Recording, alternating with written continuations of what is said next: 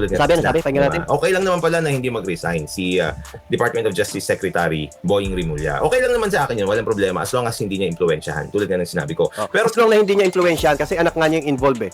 So dapat sensitive ka rito, Libayan, kasi anak ni DOJ. tapos na ba yung pag-impluwensya niya dito? Kung sakaling gusto niyang impluwensyahan. Tapos na ba yung pag-impluensya niya rito? Kung sakaling gusto niyang impluensyahan. No, yun ang sabi niya. Ibig sabihin, inu-impluensyahan na pala ito ni Boying Rimulya. Kasi ang tanong niya, tapos na ba ang impluensya niya dito? So ini-impluensyahan na pala niya. Tuloy.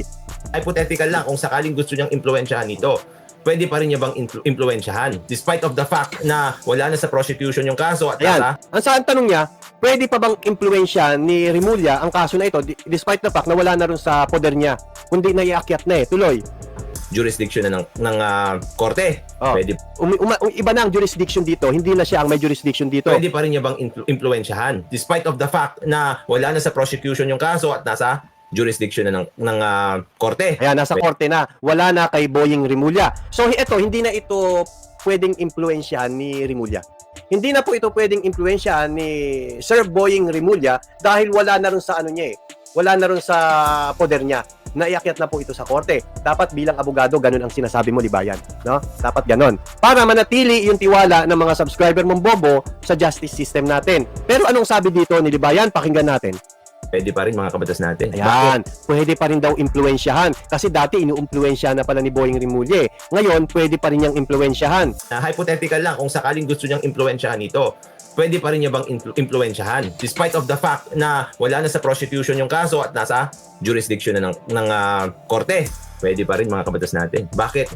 Ang magiging abogado kasi dito ng Republic of the Philippines ay yung mga prosecutor. Ayan. Dito, pinalalabas ni Libayan na ang mga prosecutor ay corrupt. Bakit? Kasi kapag na-impluensyahan ka corrupt ka. So parang lumalabas dito na sinasabi niya na kaya pa rin impluensya ni Boying Rimulya ito dahil hawak niya yung mga prosecutor. So ang mga prosecutor dito, sinasabi ni Libayan, walang sariling isip kung hindi sunod-sunuran lang kung ano ang iutos ng nasa taas.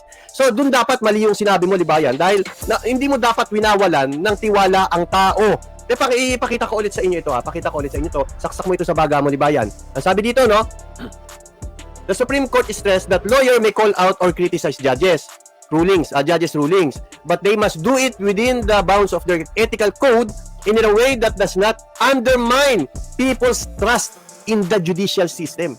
Yung DOJ, part po yan ng judicial system. So dapat hindi mo sinabi yan na pwedeng impluensyahan ni Rimulya dahil siya ang DOJ secretary. Pwede niyang impluensyahan ang mga prosecutor. Mali ka ron. Hindi kayang impluensyahan ni Rimulya yan dahil wala na sa poder niya Wala na sa jurisdiction ni Rimulya. No? Kahit nga nasa jurisdiction pa ni Rimulya yan Kilala naman natin si Rimulya, hindi nga siya nakialam dyan Di ba? Magaling nga lang yung mga, siguro yung abogado nito. Kaya, anyway, tuloy natin. Ngayon, May sinabi ni Sego TV, mind conditioning. Tuloy. yung prosecutor ang magpapatunay doon sa proof beyond reasonable doubt laban doon sa anak ng Department of Justice Secretary. Tayo mo ini-stretch niya pa talaga. Laban doon sa Department of Justice Secretary. Sino yon? Si Boying Rimulya. Alam na, dapat hindi mo na binanggit yun Pero sige, magaling ka di ko banggit, di ikaw na. Tuloy natin, balikan natin ulit. Ngayon, yung prosecutor ang magpapatunay doon sa proof beyond reasonable doubt laban doon sa anak ng Department of Justice Secretary. 'Di ba? So, mga kabatas natin, worst case scenario, hindi ko naman sinasabing mangyayari ito. Pero hindi naman daw niya sinabing mangyayari ito. Bakit sinabi mo? Worst case scenario. Tuloy, ano sabi niya? Case scenario, mga kabatas natin, baka hindi galingan. Baka hindi galingan. So naglalagay ka ng duda sa isip ng mga tao. Dapat hindi mo na binanggit yan. Yung hypothetical, worst case scenario, hindi mo na dapat. Ano yan? Gumagawa ka ng pera dito, Libayan? Nakamagkano ka ba dito? Malaki bang kinita mo? Kasiraan ito sa pagkatao ni DOJ, Secretary Rimulya. Kasiraan po ito sa pagkatao niya. Hindi ka lang kasi pinapansin kasi wala ka kasing kwenta. Ang sabi dito, DOJ is part of executive branch of government. Hindi siya under ng judiciary. Lalo na, executive branch ng government yan. DOJ yan, tandaan mo. Kung mawawala ng tiwala ang tao sa DOJ, pangit yun. Lalo na nasa executive yan. Under yan ng presidente, no? So ano ibig sabihin nun? Naku, baka may iba pang ibig sabihin yun. Hindi ko alam. Tuloy. Baka sadyain na ipatalo yung kaso. Ayan. Baka daw sadyain ng mga prosecutor na ipatalo ang kaso. Hindi ba? Kasalaulaan paniniwala yan. Sinisira mo ba ang justice system natin, Libayan? Sinisira mo ba? Kaya nga nabuhay, ipinanganak si Melia Preax. Strong lang ang malakas. Eto yan, boy. Hindi nyo kakayanin to, boy. Hindi nyo kakayanin to, boy. Di ba? Mawawala ba si Meliap? Hindi. Channel pwede. Pero si Meliap, tandaan nyo si Meliap hindi nababayaran. Kaya hindi nyo kayang iwala si Meliap. Mananatili tayo rito hanggat nandyan si Libayan. No? Malayo-layo pa ang pagsasamahan natin, Libayan. Tsaka si Paring Bantot. Sabi ni Master Pogi, ini-imply niya pa rin ang hindi katiwa-tiwala ang justice system. Tama ka dyan. Hindi na nga niya dapat sinasabi yun eh. Tuloy. Di ba? Hindi ipresenta yung mga tamang ebidensya. Tingnan nyo na, hindi raw ipresenta yung mga tamang ebidensya. So anong purpose mo? Alibayan, halika nga, usap tayo. Dito ka sa tabi ko. Dito. Bigyan mo ako ng isang magandang purpose. Bakit mo sinasabi ang mga bagay na ito? Malay mo meron akong hindi naiintindihan. Dito. So bigyan mo ako ng isang magandang dahilan. Bakit mo sinasabi ang mga bagay na ito? Pinagbibigyan mo lang ba yung mga subscriber mo? Kasi ang gusto ng mga subscriber mo, bumabardagol ko eh. Kaya nga lahat karamihan ng kinokontent mo, binabardagol mo eh. Di ba? Kasi yun ang gusto ng mga subscriber mong bobo. Tandaan mo, di ba? Utusan ka ng mga subscriber mo. Utusan ka. Naggagamitan kayo. Habang inuutusan ka, hinihingan mo naman sila ng pera. Sa pamamagitan ng membership. Sa mga gustong magpa-member. Di ba? Di ba yan? Nagpa-member ako sa 2 months, wala ako napala. Di ba? He must rehas for awareness daw. Dadaan din tayo doon. Dahil yan, dadaanan natin. Sabi ko nga sa inyo, kung ang pagbabasihan natin ay yung monetary na pakinabang sa channel ko, iiyak ako. Talong-talo ako ron. Dahil sa pagkawalan ng channel ko, iiyak ako ron. Pero kung ang basihan natin, hindi ang monetary, ay panalo ako. Bakit? Kasi babalikan ko yung content ko eh. Mababalikan ko yung content ko. Aaralin ko pa. Mas matindi pa kaysa sa unang content ko. So nakita mo na, sino ang nag-benefit dito? Taong bayan. Taong bayan.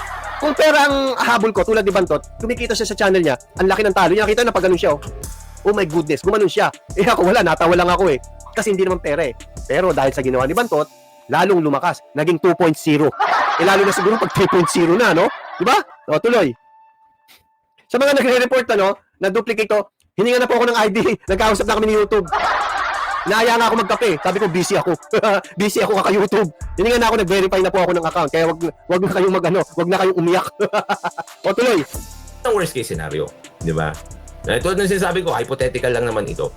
Kaya tulad ng sinabi ko, kailangan maging mapagmasid pa rin tayo kasi ang hahawak pa rin sa pagpapatunay ng proof beyond reasonable doubt ay yung prosecutor na hawak pa rin ni Secretary Boying Rimulya. Paano niya impluwensya yan? Sabihin niya, wag mong galingan. Wag mong galingan. Tignan mo, alam niyo yung tinatawag na tap and slap? Yung itatap mo siya, pupurihin mo, sabay sasampalin mo. Ganun ang ginagawa dito ni Libayan. Pakinggan niyo ito kung paano niya ginawa yon. Tawag doon tap and slap. Secretary. Di ba? So, mga kabatas natin, worst case scenario, hindi ko naman sinasabing mangyayari ito. Pero hindi ko sinasabing mangyayari ito. Tinap niya, pare. Bati tayo. Ganun ang ginawa niya. Alam ko naman na mabait ka, pare. Paring Bantot, no? Itatap niya ngayon yung dito. Ano ang kasunod niyan? Worst case scenario, mga kabatas natin, baka hindi galingan. Slap. Baka sadyain Slap. na Sinampal niya ngayon. Kita niyo ang ginagawa ni Libayan?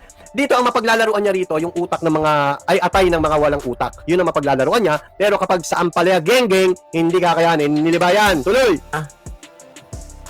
ipatalo yung kaso.